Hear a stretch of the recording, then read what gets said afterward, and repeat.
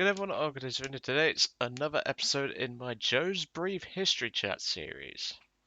I tend to do these once a month because it just feels better for me to do it once a month, and that way it's like it feels like an episode of the Grand Tour, like you get it once every blue moon, shall we say. And today this one is actually courtesy of Mr. Matti Rannikko, and you can thank him for this greatly. So, obviously, I've already done the first flight, and you'd have seen the review on the bloke Marine.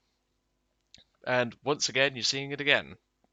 But don't worry, there's still another time you're going to see it in the premium series. But don't worry, this will be the last time for a little bit. So, the chap that we are discussing today, because we're not discussing the plane, is a chap by the name of Lars Paul Erich Hattinen. And this chap is one of the guys that actually flew this aircraft. Well, similar. And it turns out that Matti Rannikko, I think it was his grandfather, actually knew him.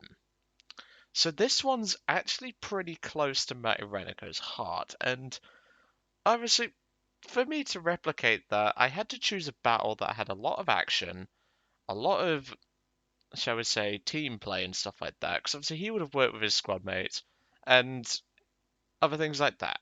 I wanted to do something like that, and me and Hairy Feet ended up getting a game that is exactly like that. So, this one is not as long as the other one, the Alexander Prokishkin chat, but it's still sufficiently long enough. We're not going to run the full replay through to the latter, shall we say, but we do win it in case anyone's curious. But this will be the last time you see the Morgan Marine on the channel for a little bit. But until we get to it in the premium series, because we've still got to go through the USSR premiums yet. They're the British, Japan, China, etc. There's a lot to cover, and then we'll obviously get around to this once again. So, let's jump into it, shall we? And let's discuss the Lars Paul Erich Hattinen history chat. So, here we go. Lars, also called Lasse, was born in May 16th, 1923, in the little farming village of Kuruvesi in Finland. I do apologize if I've pronounced that wrong, because I've never seen that before. He was known as a bit of a wild child. I was. I was a wild child, especially those old Smarties recipe. He was interested in engines, speed, and dreamed of flying in the air. And by the way, we have got the sound bug on this one again. It appears to be playing in the Morgo Marine only. And he always wanted to fly in the air. He was also very athletic. Same can be said for my ass. He tried ski jumping and other sports when he was a kid. He was a school kid when the Winter War actually started and was worried that he was too young to join the Finnish military.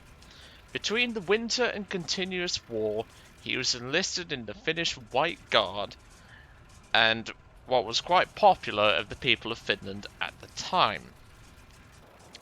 He was finally able to get into the service when he was 17 years old and started at the Finnish Air Force training at Quarva in October 28, 1940.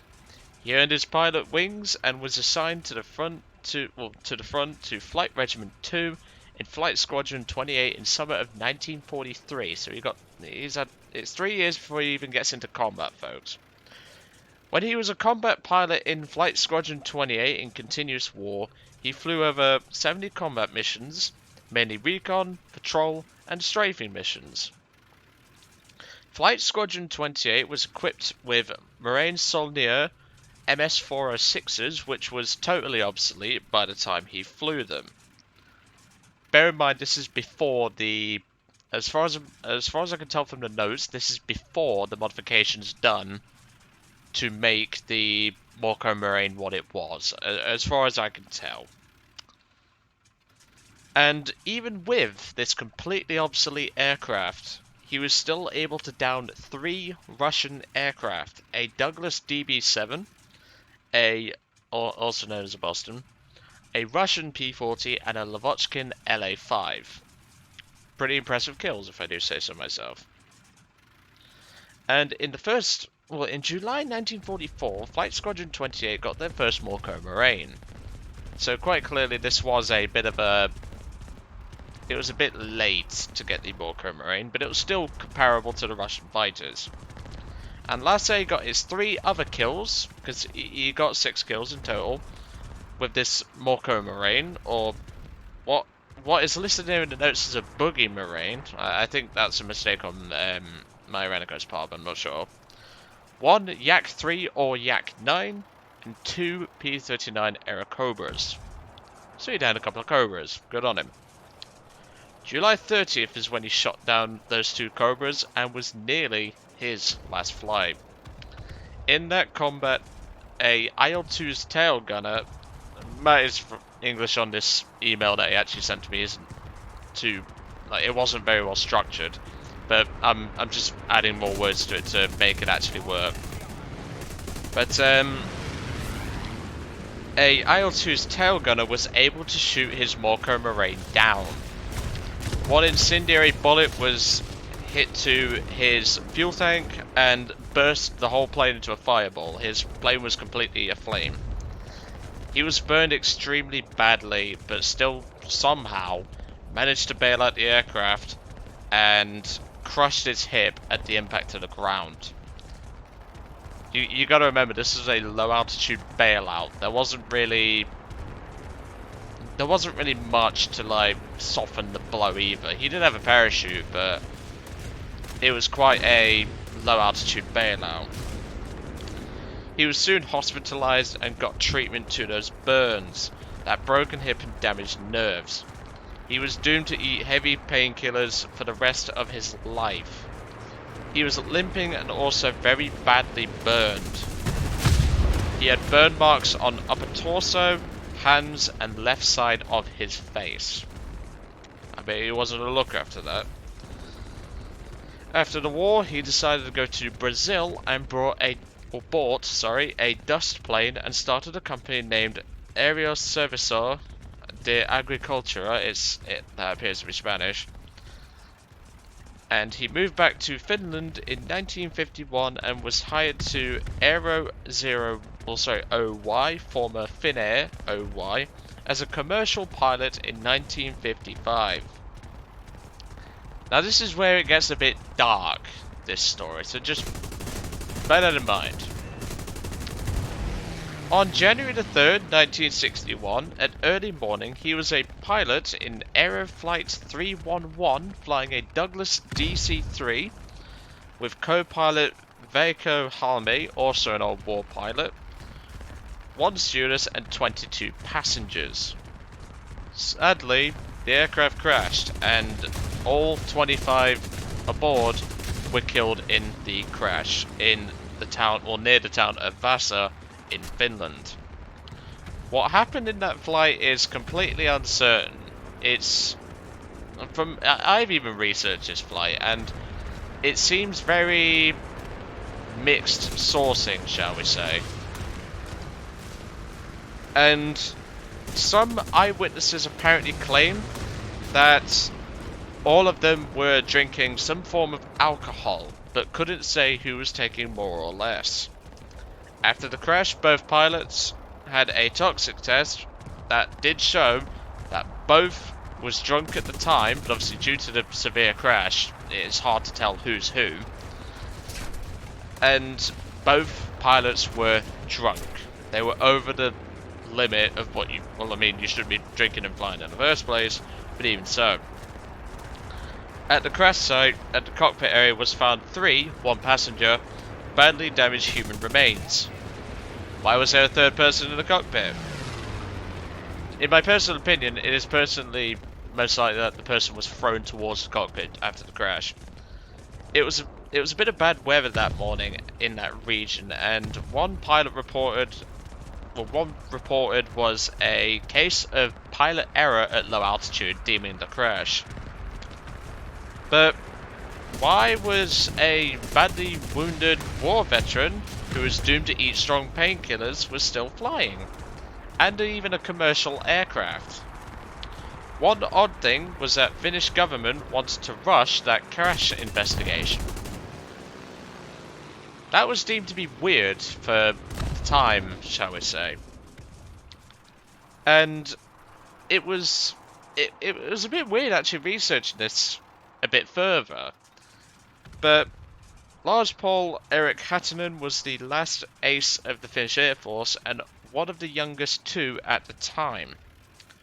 Unfortunately, he also has the burden of one of the worst civilian time air crashes in the country. There's obviously been worse, but that was one of the worst for the time period. Now, there are rumours that he apparently shot down 10 Russian planes, but 6 are confirmed. These 6 kills happened just a few days over a month period. Does not specify, like I say, these are not specified by Matti's sourcing. He's not specified what month. But, yeah. These are the 6 kills that are confirmed. June 25th, Douglas DB7, aka Boston. June 26th, Curtis P-40 Warhawk, flown by a Russian aircraft, flown by the Russian Air Force. July 10th, Lavochkin LA-5, unsure of which variant. July 16th, Yakovlev Yak, 3 or a 9, most likely a 9. And July 30th, 2 Bell P-39 Era Cobras. I'm surprised he actually managed to shoot those down, because I mean, this thing's good, but I don't think he can take on a Cobra. And that is pretty much the end of this chat. Unfortunately, obviously, he died January 3rd, 1961, and was buried at Kurovesi. But that's pretty much the end of this history chat. As I said, it's going to be quite a short one because there's not a lot of detail to go on.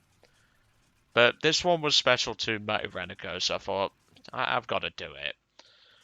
But like I said, there wasn't a lot of detail to go on, and obviously I had to add in words as I went along, because obviously the English of Matti Rannikko wasn't very good in the email. I mean, it was good enough for me to understand it. I literally just copy and pasted what he said in the email and just put it in my notes. But all I'm going to say is this went from being a relatively normal story to quite a sad story, and obviously commercial crashes are never nice, and the fact that this individual decided to drink and fly is probably the leading cause of the crash. There was considered bad weather from what I've researched in terms of the crash, but still shouldn't have been flying drunk. It's very unusual as well that the company would actually hire a pilot who was doomed to take strong medication for the rest of their life, because that can most likely affect your flying. And even driving is sometimes recommended to not be done if you do not have if you're taking medication that may affect it. But anyway, that's the end of this brief history chat. As I said, it was a brief history chat this time, not 25 minutes like the Alexander Pokrishkin chat.